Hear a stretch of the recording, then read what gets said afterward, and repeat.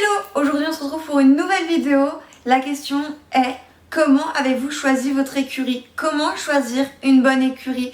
Je vous propose qu'on y réfléchisse un peu ensemble et on voit ça tout de suite après.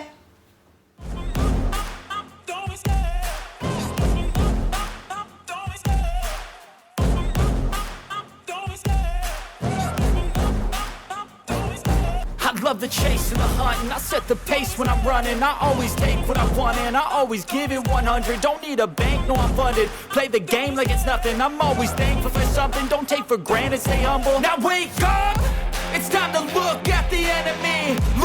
Dans un premier temps, vous allez devoir choisir l'hébergement de votre cheval. Pour ça, il y a 3 solutions.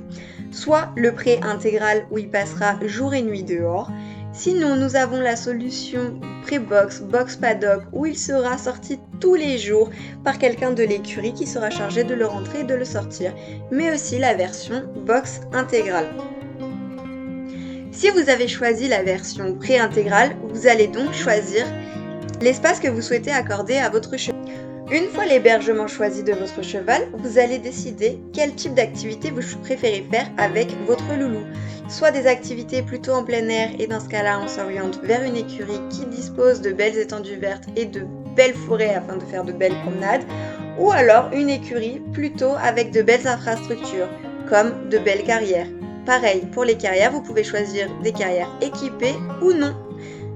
Une fois que vous avez choisi les caractéristiques principales de votre écurie, le budget est donc à établir. Effectivement, c'est une partie très importante car il tombera tous les mois. C'est le budget pension. Un autre paramètre est aussi la distance de vos écuries à chez vous. Effectivement, évitez les écuries qui sont situées trop loin. En cas de problème, vous serez bien content d'avoir une écurie juste à proximité. Ainsi qu'au quotidien, ce sera tellement plus simple pour vous. Évidemment, dans les paramètres, il reste les pathologies. Si vous avez un cheval qui a des pathologies en particulier, il est très important de les prendre en compte.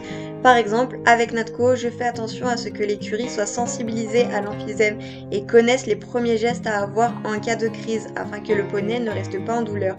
Je fais aussi très attention à tout ce qui est foin. Effectivement, je fais très attention à ce que le foin soit de bonne qualité.